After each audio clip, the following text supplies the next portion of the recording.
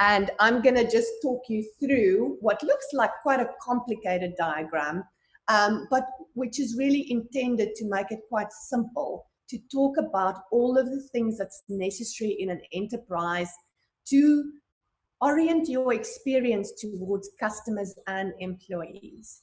So most companies that come to Brand Love say, we want to be more client-centric. Please help us. Please help us fix, some of our experiences that break. Please help us design innovative journeys. And really where we need to start is with the human being. So you can see our customer and our illustrator has done such a great job with illustrating all of these little images by hand. And we've got our customer here, and very often companies the first question they jump to is, what does my customer need? What can I sell to my customer? What does my customer think about my product? And they forget that in the customer's life, there's a whole lot of stuff. And we've added this wheel of life just to say there's a ton of aspects in the customer's life that we're not necessarily paying attention to. Customers don't care about your brand. They care about their family and their community, and they care about themselves. And they've got goals, they've got needs, they've got fears, and each and every human being has a story. And unless us as brands start talking about the things that are important to customers, and unless we start talking to customers about where they're having challenges, what's going on in our lives, we will be, I think, just disconnected with what it means to be human and what it means to have empathy. The brands that will now start looking at different problem spaces, they will win the hearts and the minds of customers. And in the same vein, I'm going to shift gears to like below the iceberg. All right, below the surface of the water here, we've got our employee. And the same for our employees. Employees are sometimes just an FTE. Sometimes they're just a number on a payroll system. And if we really want to win the hearts and the minds of employees, we're going to have to consider that they've got a life. They're connected to a family and a community. They've got goals, they've got needs, they've got fears, and they have a story. So in the work we've done, we found a lot of success in having co-design groups with both customers and with employees to let them design with us. Now, if we go to the world of the brand, now a brand is really a business, and that business has a vision and a purpose and a strategy. That business has goals, it's got risks, and the business provides a value proposition to customers. It also provides a value proposition to employees. And you can see, I'm just going to use a slightly different color for the moment. Let me switch to a little bit redder color. You can see between the customer and the value proposition, there's expectations. Between the employee and the value proposition, there's expectations. But we have some other role players here as well. We've got our shareholders, and they've got expectations from this business. We have our suppliers, and the business has expectations from the supplier. The supplier also has expectations that this corporation will pay them on time.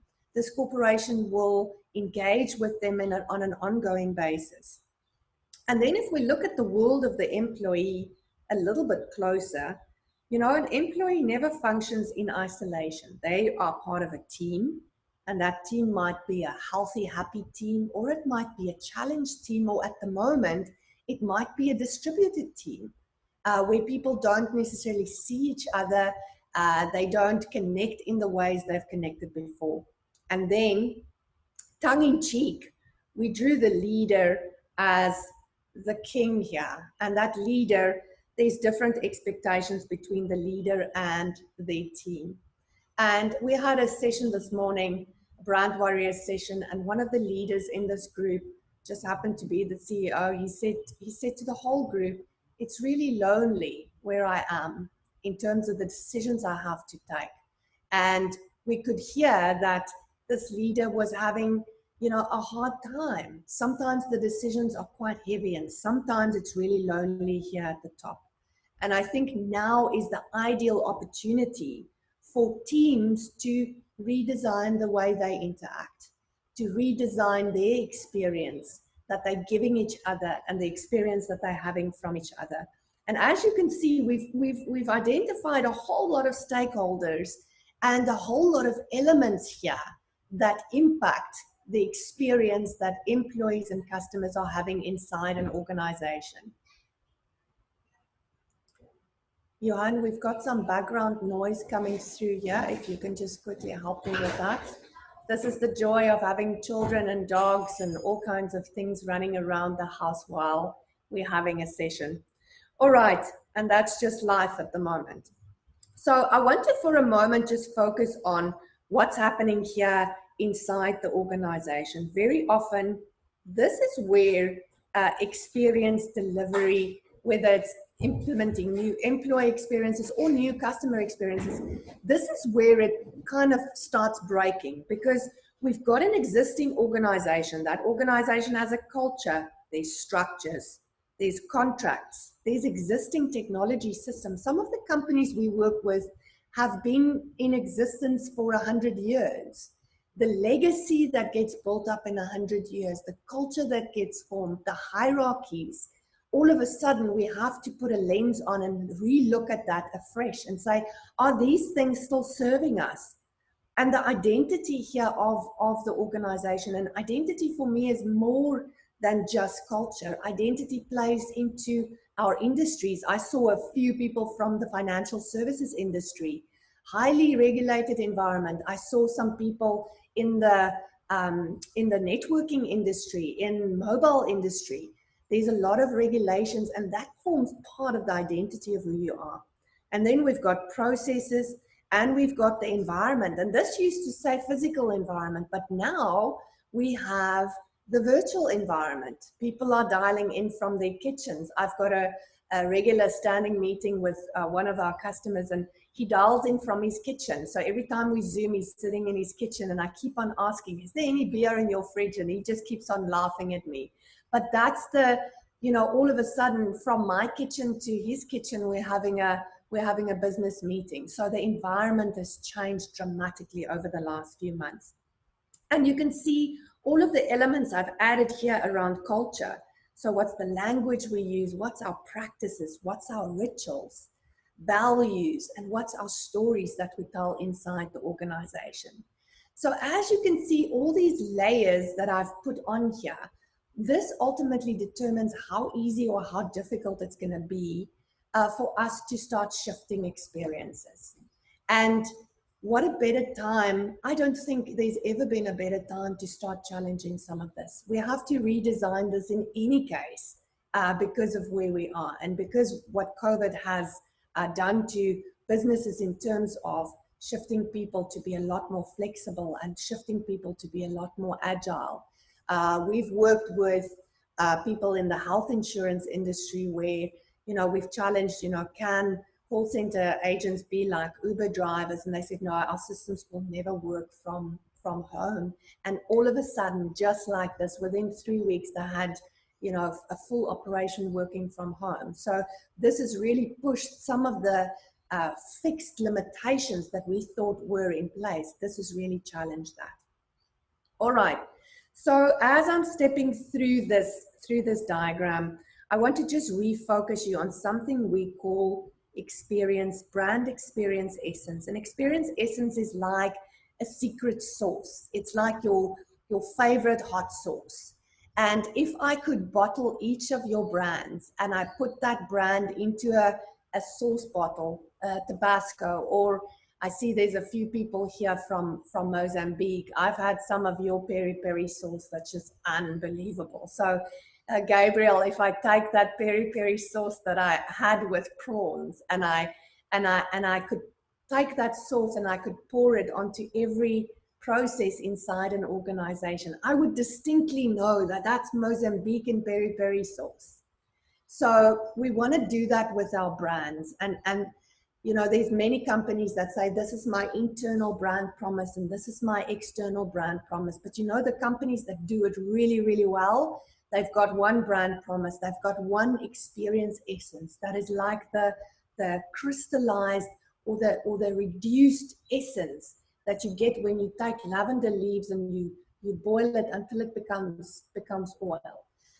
So it's really important getting to that experience essence. Now, in February this year, I set out on a quest and I went to the United States and I was invited to spend some time with the Ritz-Carlton and I spent some time at Zappos. And part of my quest was, if I know what their essence is, can I feel it? Can I see it? Can I experience it fully when I'm in their environment? I spent some time at Zappos. They took me through all of their office environment. They gave me coffee. They gave me lunch. And I could feel whether the experience is really real. And I think during my time with both Zappos and Ritz-Carlton, the experiences broke. And for me, it wasn't about, you know, can I break it? Okay, maybe it was a little bit, can I break the experience? But it was about, can I understand what happens when something goes wrong? The person that helps me, is that experience designed? So is everybody just following a script? Or are people really responding to the real-time issues? And I think in both environments, things went wrong and people were put to the test. And some of the experiences were very well designed behind the scenes, but some of them weren't. Some of the people that I dealt with, they could just pick up that experience and do something magical with it because they understood the essence.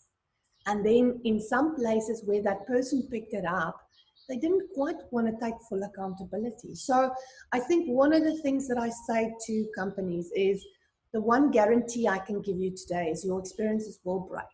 They will break. People will be disappointed in your brand. They will complain.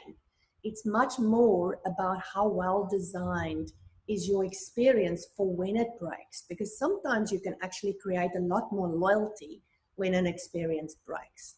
All right, so let me finish the story here for you. So we have some time for questions as well. So what's important, once you've got this essence, it is important to design that essence into these experiences. And you can see what I've done here with the customer journey is I've said, you know, we want to end up with a self-assured and valued customer.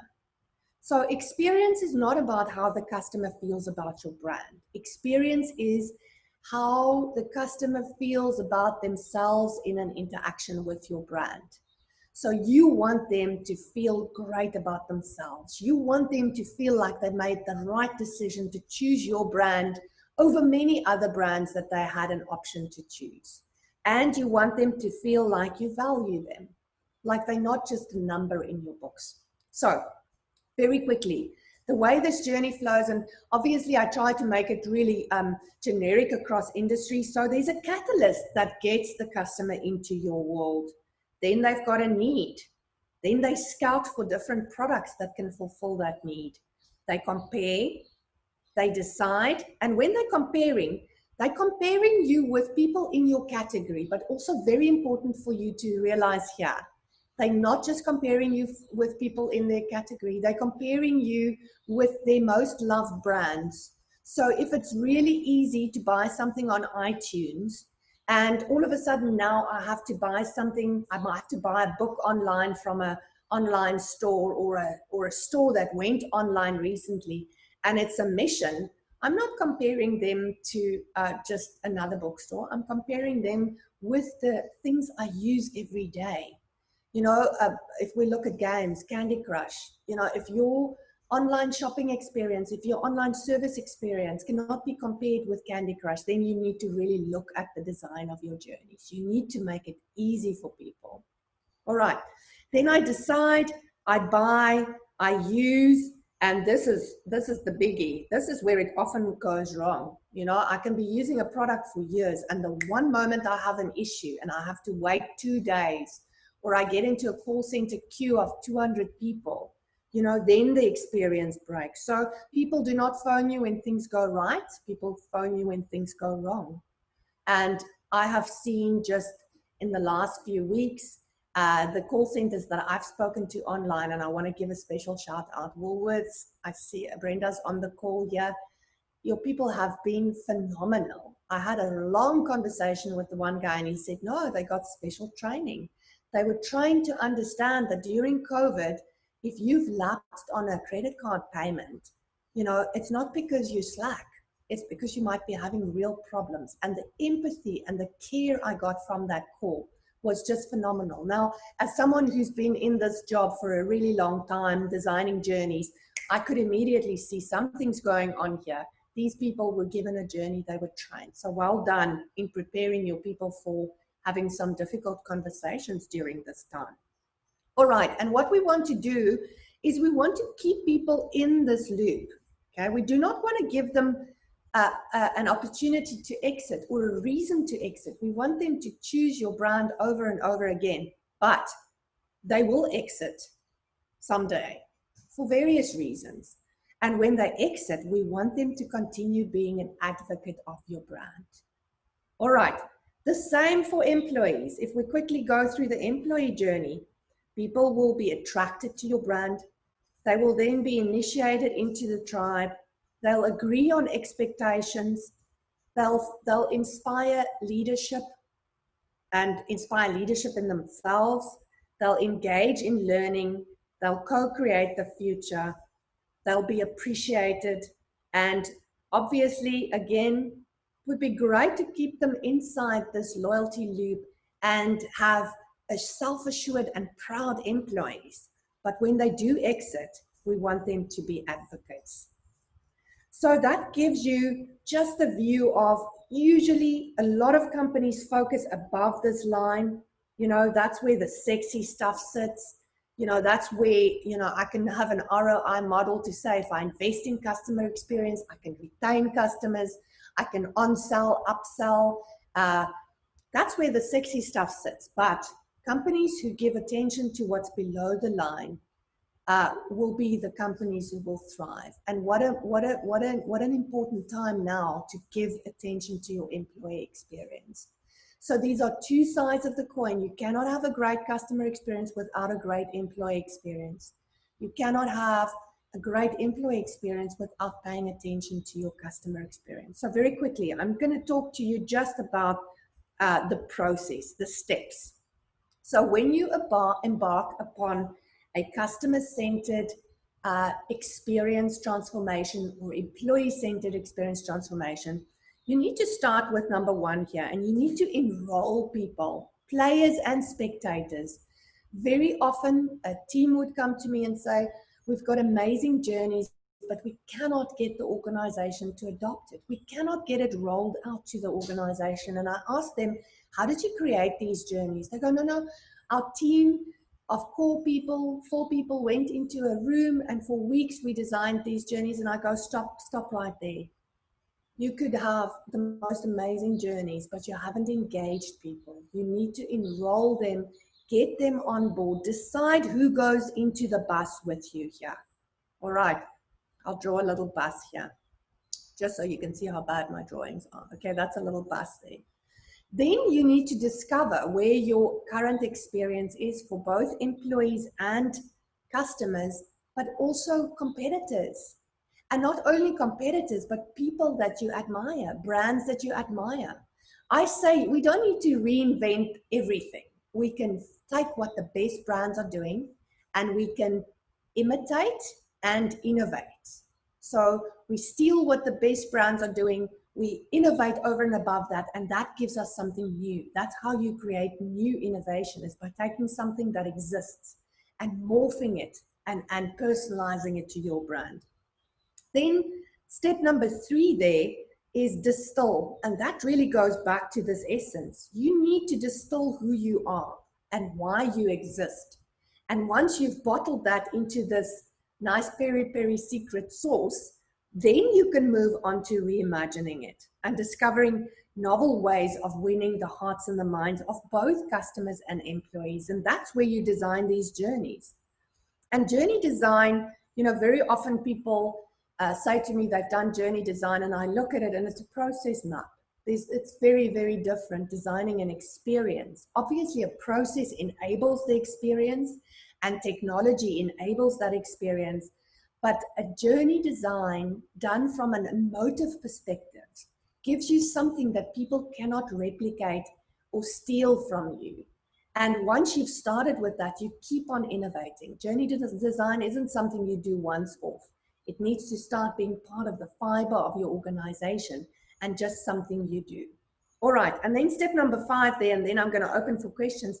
Then it's about actualizing this. Now, unless you got the right people enrolled and on board from the start, and you've engaged them through this process, it's going to be very difficult to implement this. So some of the clients we work with, when we arrived there, we found reams of information and PowerPoint packs and printed books and reports of stunning work that's been done, but it hasn't engaged the right people.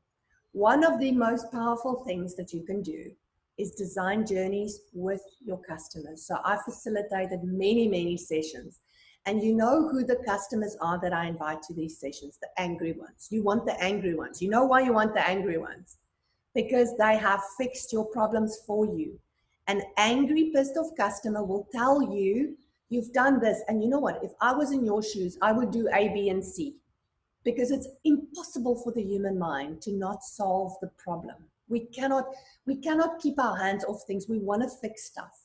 So your angry customers are an amazing source of innovation, of just understanding how they would go about it. And many of our customers are afraid. Chantal, you cannot invite the angry ones, you know. Do we need someone from legal and compliance there? Do we need bodyguards? I go, no, it's nothing like that. I've done many of these sessions. You know what? By the time an angry customer arrives, they're no longer angry. And you know what? The loyalty that gets created in these sessions, because you really pay attention to what they say and you're really interested in how they would fix the problem. So when I do these co-design sessions, I'm just going to finish this piece. You can see I'm very passionate about this. When I do these co-design sessions, towards the end of the session, I say to everyone, all right, so I'm going to make you CEO of this company for 1 minute. You're CEO, and no, I can't pay you the salary for that 1 minute, but I'm going to make you CEO, and you get to make one decision in your role as CEO. And in a group of 12 customers, we go around the table and each of them get to say their piece. And I record a lot of these sessions. And that's the part I play back to executives to say, all right, I've made your customer CEO. Listen to these 12 minutes of them talking about what's the next big decision they would make if they were in your shoes. And it's really, really powerful stuff. And what I get from excos, usually after that, they say to me, oh, we thought they were going to be a lot more unreasonable. And I go, you see, I told you, you don't have to be scared of them. Embrace them and use them to co-create for your brand. All right, so that is what I wanted to talk through with you today. And I'm just going to stop sharing my screen. And then I'm going to open for some questions. So you are welcome to pop some questions in the chat, but you're also welcome to just unmute, just raise your hand, unmute yourself, and ask me some questions.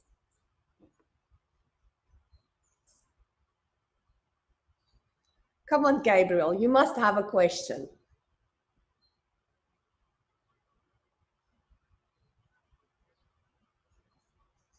All righty, questions.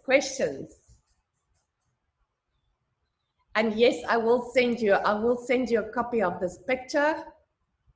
Absolutely. And Asa sent me some questions earlier. My team, could you quickly just have a look at the chat and just help me with some of those questions? Marley, if you could just. Okay, did you hear? All right, go for it. Okay. How do you begin to design the customer experience? I mean, the tools that you need to do, the deep staking, the customer journey that one needs to design. How exactly do we go about it? Because like you just said that it's not a process, but it's a design map. So my question is, how do you differentiate the two? So Dudu, the best way to do this is to actually start with a group of customers and say to them, you know, what do you see when you interact with us? And map the steps that they follow, and also map what happens to them in between interactions. Let's say you're in the fiber business. So let's say you're pitching to a new client. You see them when you give them a proposal, and then you see them when they get the contract. But when you engage with them, you'll find out that, you know, they're doing market research. They're seeing a whole lot of competitors. They are doing other contracts in the time that they're engaging with you. So you think you are the most important thing in their life, but there's a lot of other stuff happening in their lives. I always say to people, and many of you have heard me tell the story about me going to a grocery store in the middle of the week when I've had a very hard day and Johan's away. Usually he's the guy that sorts out the household.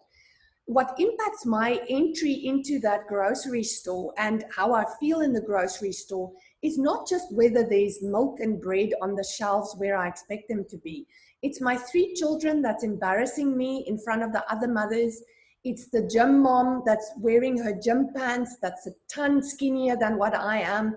It's the person in the parking lot who's taken my parking when they're driving a much nicer car than what I'm driving. And by the time I get to the checkout, I'm shouting at the checkout cashier, and it's got nothing to do with them. But if you're mapping the journey from the store's perspective, you're going to look at, is there bread and milk on the shelves? How's my shelves organized? You're not going to look at what happens in the parking lot. You're not going to look at what happens when I've got 3 small children in a trolley and you squish me through a little aisle like this where there's sweets on both sides.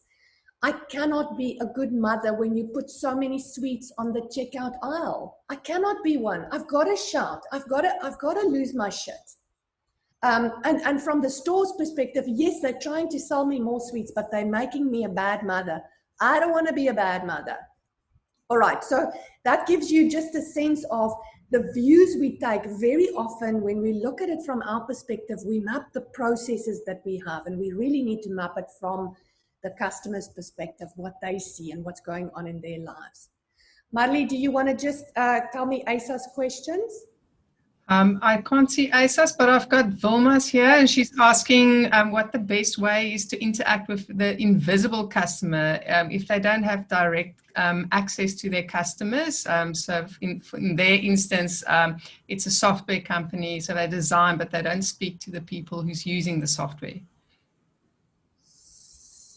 So again, I would want to find a proxy for them. So you know, let's say the software is online ordering. I would recruit just people who do online orders. So I would want to find a proxy, and then I would work with whoever's my partner. If I'm working with an intermediated business where there's layers, like Quitty's in the financial services, where there's a broker selling an insurance product. And the relationship is with the broker, not necessarily with the insurance customer. You have to look at both aspects. You have to look at both personas and do empathy mapping for both personas, because that's actually, you're trying to promote the relationship between the personas in this chain. All right, Asa, I've got your question open. It's just a little bit far and I'm not wearing my glasses. So you're saying, don't necessarily agree with the language, practices, rituals, values, stories should be restricted to the culture. It should be applied across all of those. Absolutely, absolutely. I agree with you. I think we were just looking to unpack culture a little bit, because if I say culture in this group, a lot of people are going to understand culture very, very differently. And then beyond recruitment, how useful is an employee journey? Asa, I think we're only understanding the power now of employee journeys. So I think HR in general is very compliance driven, and it's about how compliant am I to an HR process, where I really think the world of work is being challenged. If we look at just in the press, how HR associates are saying, is my job going to become irrelevant, because my job's changing? And I think we want to shift attention to caring more about the employee than what we care about the processes that govern our relationship with them, if that makes sense. So I think in South Africa, people haven't realized the power of employee journeys. The companies that we've worked with that have implemented this beyond recruitment are seeing amazing results. They're almost seeing the employee journey as a playbook for leaders and as a playbook for teams, how to engage with each other in a whole different way. And if you want to let culture and DNA permeate an organization, you want to focus on pouring that essence into the employee journey and looking at every significant moment in their lives. Didu will tell you we've worked with them to create an employee journey, and that employee journey, again, it's a heck of an effort to implement that. But when you start that journey, you can chunk it up and implement it in pieces. And I think celebrating the significant moments in employees' lives doesn't just mean, we have their birthday, we do something on their birthday. It's really looking at, when, for example, a female employee or a male employee, female employees just go on maternity leave for so much longer. When we map what happens in that journey, their re-entry into the organization is a massive change. And we can make that a heck of a lot easier because we understand it from an empathy perspective. Alrighty, I have time. One last question. Let's do one more question. There's many, so it's difficult to choose. But let's talk about this whole thing about an environment that's very process driven, and how to change the mindset of people to be more customer focused. What is some advice around that? So you're going to get very unconventional advice from me. One of the promises that I make in my own personal brand is that I will absolutely be real and authentic. So in order to get people to understand the implications of continuing to be process journey, you have to induce pain. So I'm going to give you a quick example. My very first customer transformation project was for a life insurance company more than 12 years ago. One of the first things I needed to do is let the executives feel the pain that the organization is putting customers in. When you have life insurance, your moment of truth is when you die and you're not around anymore to love or hate the brand, then your family is left with whatever needs to be done. So what I did with these executives is each of them arrived at a workshop, they got an envelope with a death claims form, and they had to fill in all 18 pages of the death claims form as if someone in their immediate household had just died. I took them through that process. They had to circle the words that upset them. They had to tell me how it made them feel about themselves and their loved one as they went through it. One executive just said, like page 3, he said, okay, I get it. Please don't make me fill out the rest of the form. And I said, you will sit here and you will fill out the rest of the form. Even if my access card does not work tomorrow, you will fill out this form. And I want you, he said, the word deceased bothers me. I said, well, circle the word deceased, and I want you to count how many times in this form we use the word deceased, because it's really not cool filling in a form that talks about someone who's just passed away as the deceased. Also in this form, they said to me, well, the first thing we ask on the form is the broker's broker code and telephone number. And they go, well, why do we do that? It's because the system has that field first. And that's why the form has it. Now, if I have someone who passed away and my broker is in a relationship with me, they would be filling that out for me. So why do we punish so many people by looking at internal codes that has nothing to do with them? So my advice would be, try and induce pain. People have to feel it under their skins. Executives have to feel this under their skins in order to start making the right decisions. And you're not looking for buy-in. You're looking for much more than buy-in. You're looking for people to give their commitment. You're looking for executives to say, I will be in this for the long run. It's not enough to just get buy-in. Yes, you have my blessing, go for it. You actually want people to be emotionally invested in this. Alrighty, so we are coming to the end of our time here. What I will do, if you just give me a day or two, I will work through the chat. I will see if there's any questions in there that I can easily answer, and I will put that into an email to you. I also want to mention two things that we're doing just before we sign off. We are, the 6th of October is World Customer Day, World CX Day. So there's events happening all over the world. I have managed to get 3 of the pioneers of CX to be on a really interesting panel discussion with me. So if you want an invite to that, I will pop it over to you. It's a free event. It's going to be a 90-minute event, and that happens on the 5th of October at 4 o'clock in the afternoon, same time as this session. And then I urge you to kind of check out our new website. We've launched some self-study courses that's really inexpensive. We want to spread as much knowledge as what we can, and we've made these courses super affordable. And then we have a couple of in-person programs running that I would suggest you have a look at. Our philosophy is to empower people as quickly as possible to be able to help themselves and feel confident about this transformation.